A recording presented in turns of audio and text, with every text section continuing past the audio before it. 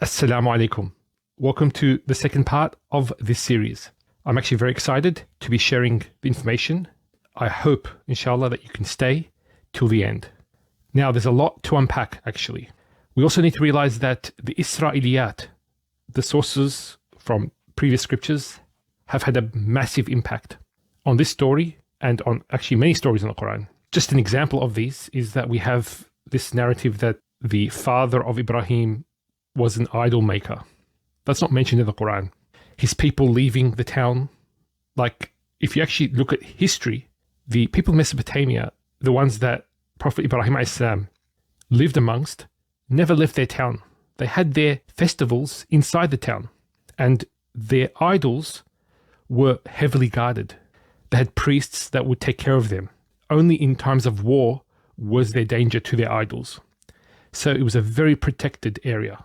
So to suggest that just Ibrahim Islam had the opportunity to just walk up to the idols and break them, this is not possible, actually.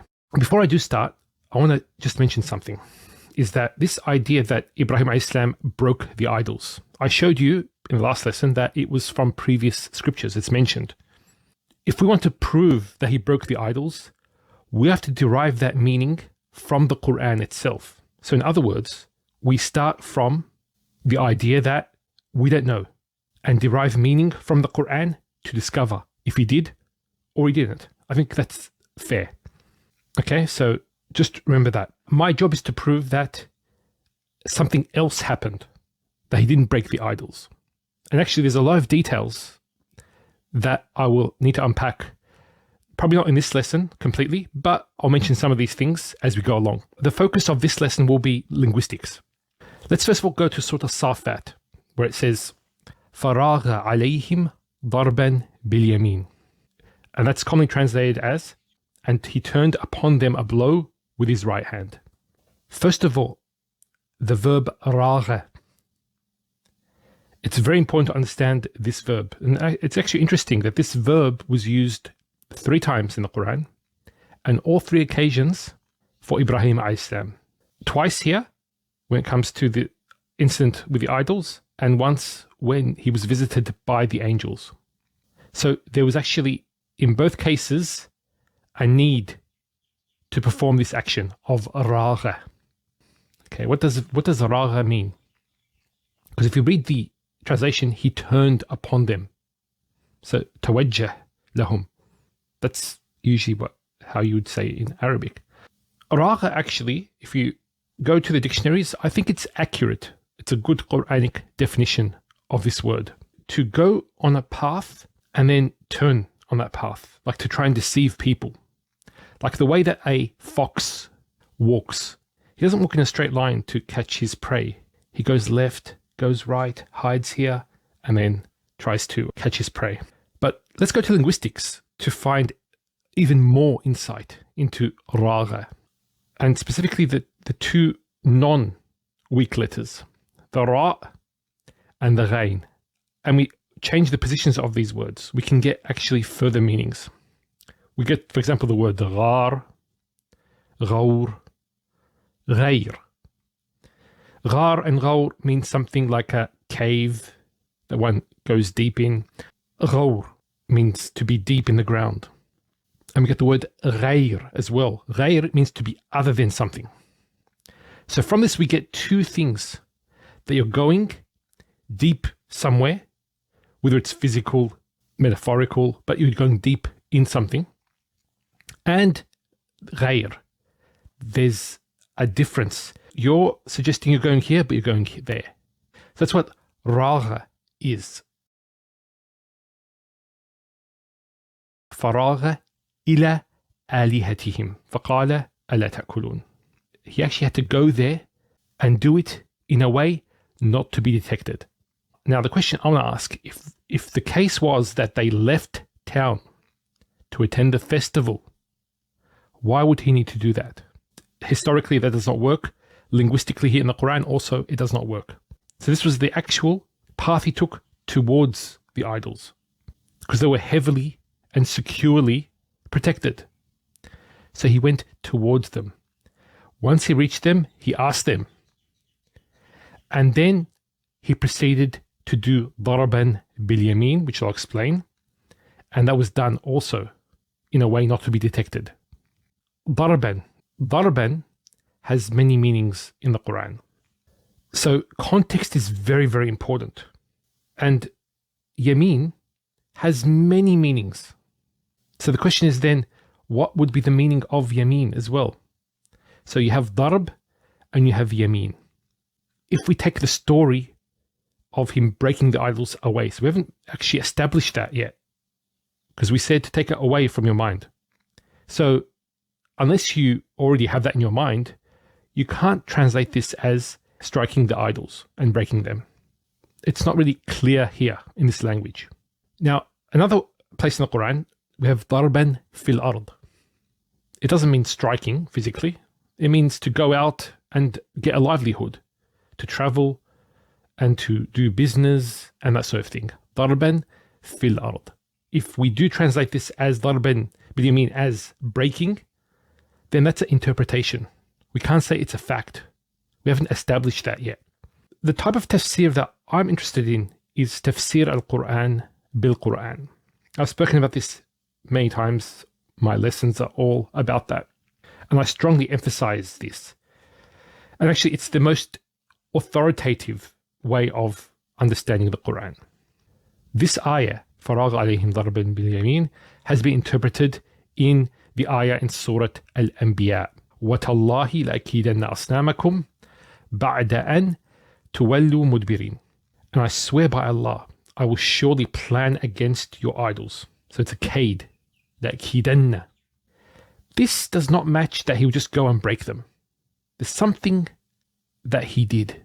I'm not satisfied personally that this was breaking the asnam.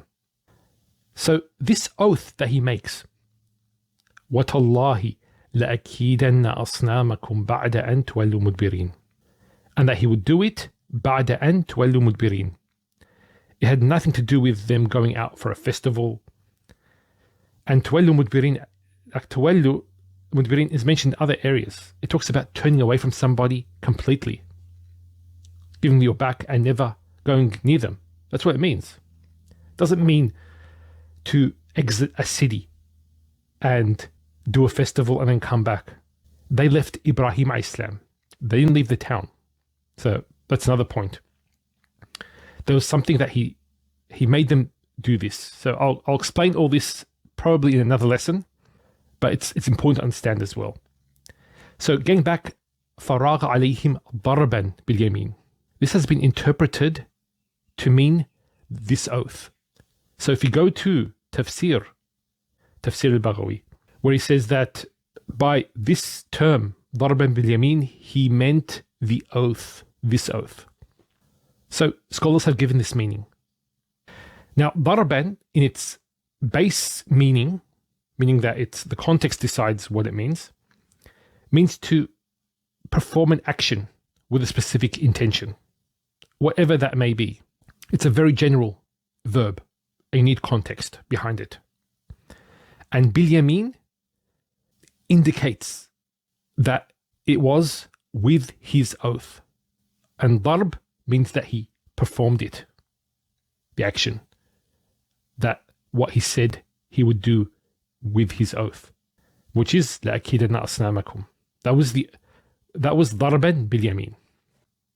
Some people say, well, you can use both, that he broke the idols and that he fulfilled his oath. So they put both of them together and say, yeah, both of them are correct. But we still haven't established that he broke the idols. Now, those who disagree with me, which is the majority, would say that, well, there's another section in the Quran. فَجَعَلَهُمْ جُذَاذًا إِلَّا كَبِيرًا لَهُمْ لَعَلَّهُمْ إِلَيْهِ يَرْجِعُونَ. The three base letters, the Jim, Dhal, Dhal. You can't get this meaning and say it means to break into pieces. Why is that? Because of the Quran, the way it uses these three base letters. Allah says, for example, in Surah Hud, عطاء غير مجذوذ. He talks about the gift given to Ahl Jannah, and he says it is a gift that is غير مجذوذ, that will never cease or terminate or discontinue or disconnect. So actually, jazza means to disconnect from something. So you're connected with something and then you break this connection. That's what jazza means. When you talk about ata and ghayra majdud, is a gift that will never, ever discontinue or terminate. The people of Jannah will always have it. It has nothing to do with fragments and pieces and things like that. Nothing to do with it. The usage in the Quran is very, very clear. How does that fit with the idols? One needs to actually understand something about the idols, is that there was actually a hierarchy with the idols. You had the big one, he was the protector. He was the main one, and all the smaller gods served him, and he would look after them. And there was a hierarchy in the temple where each one had their own job to do. And so they were looked after in a certain way, they were positioned in a certain way, and there was this connection between them. And this is why Allah says in the Quran, إِلَّا كَبِيرًا لَهُمْ. So, فَجَعَلَهُمْ جُذَاذًا إِلَّا كَبِيرًا لَهُمْ. Not كَبِيرَهُمْ. It's a difference between the two.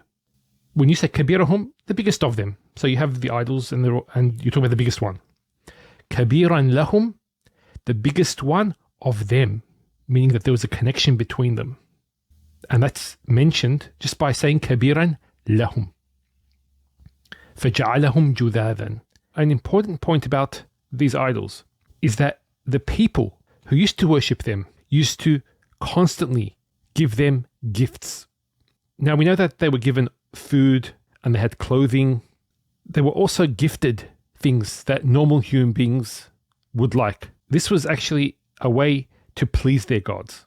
Then what Ibrahim a.s. did was he took all these away from them. They were cut off from the food, from the clothes, from all the things that they were gifted. They were cut off, except for the big one.